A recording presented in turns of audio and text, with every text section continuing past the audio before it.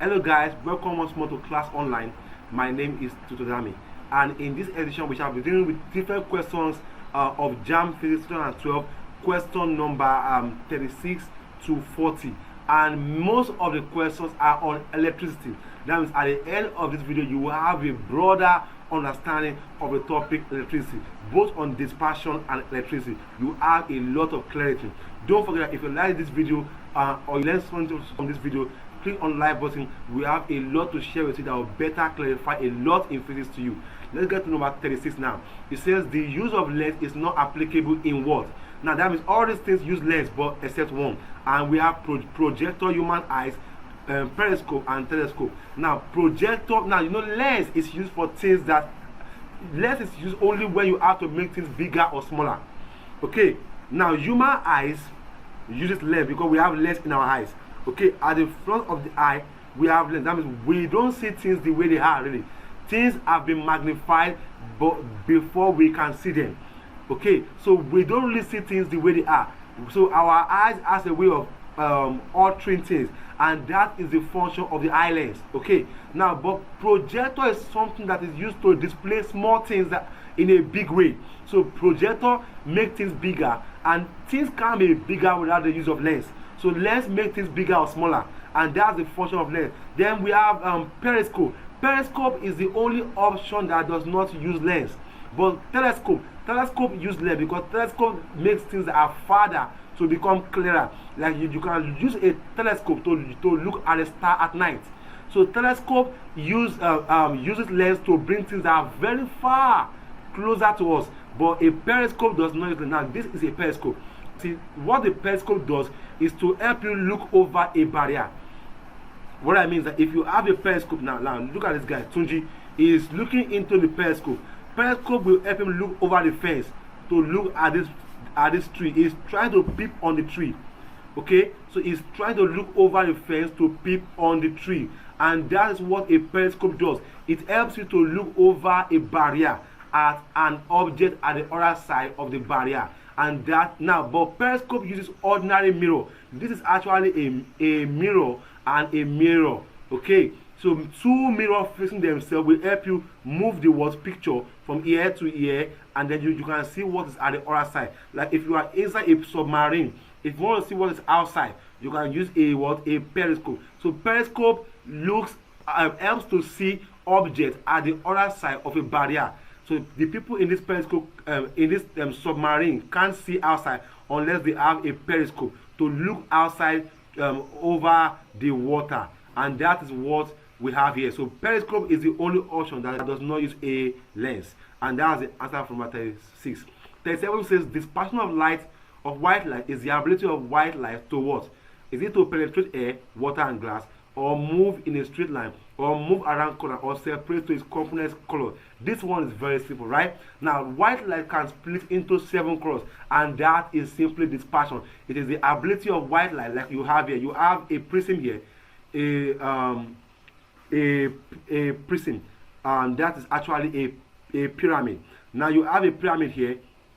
It's split into 7 colors of light. So if you shine white light on a pyramid, it will separate the white light into 7 components colors, and those 7 colors are Roig-Beef. They are simplified by Roig-Beef. Why R is red, O is orange, Y is yellow, green is green, G is blue, is green, B is blue, I is indigo, and V is violet. So those are the 7 colors of white light, and those are possible by a prism, right? Now, but that system or that process is called dispersion.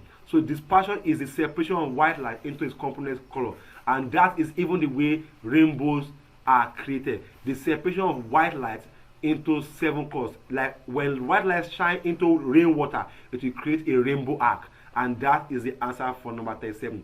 Number 38 says a newly charged 12-volt accumulator can easily start a new car, whereas 8 new dry cells in series with an effective EMF of 12 volts cannot start the same car because A, the current capacity is high, the current capacity is low, it cannot be recharged, it cannot be easily connected to a car. Now, accumulator is actually a battery. Now, 2 of them are batteries, but one is a primary battery and one is a secondary battery. Now, like I have it here, Now we have primary cell and secondary cell, right? Now we have this one. Now we have the secondary cell is a rechargeable cell, while the primary cell is a non-rechargeable cell. Now, but the accumulator could charge. The accumulator could charge the car, okay, but the dry cell could not charge, even though it was in series.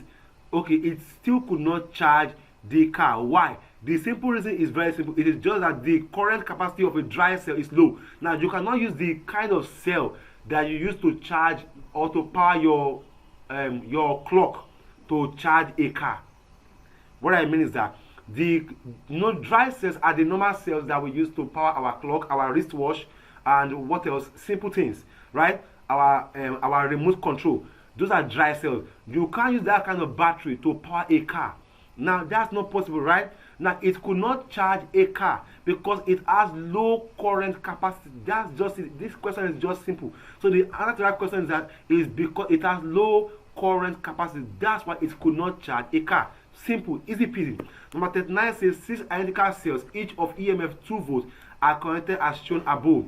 The effective EMF of the cell is what? Now, if cells are in series, like you can see here, they are in series. That means they are connected in series. The total EMF or voltage of that cell is just to add up all the cells.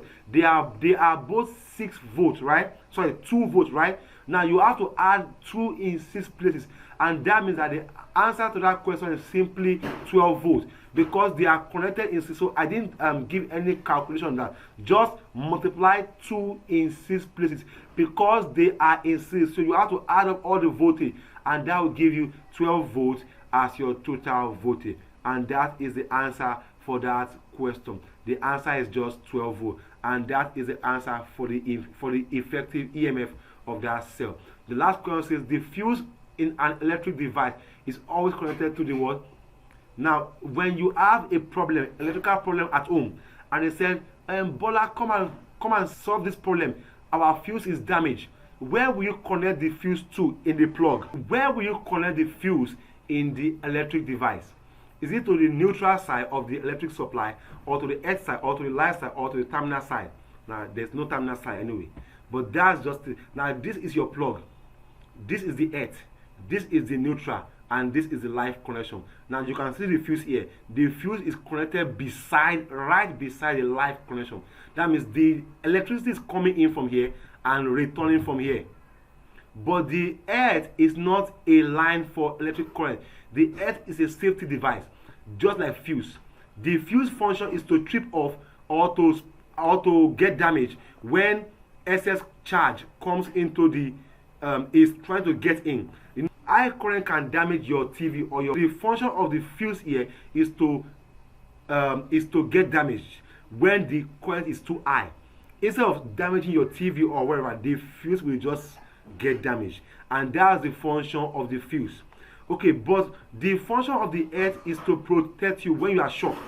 So if there's no earth connection, when somebody gets shocked by this stuff, the person might die because the earth is supposed to collect the electric shock from you and send it to the ground, and that is where it will be neutralized. Okay, but the light is the entry point for charge, and the neutral is the return point for charge. So the fuse is connected to the live connection, and that is the answer. It is connected to the live wire, and that is the answer. So the answer is just live side of an electric supply, and that brings us to the end of this video. Don't forget that if you learn something from this series and you want to get more content from us, click on the like button. We have a lot of content to send to you that will better clarify so much to you in physics. Until we see again, guys, take care of yourself and bye for now.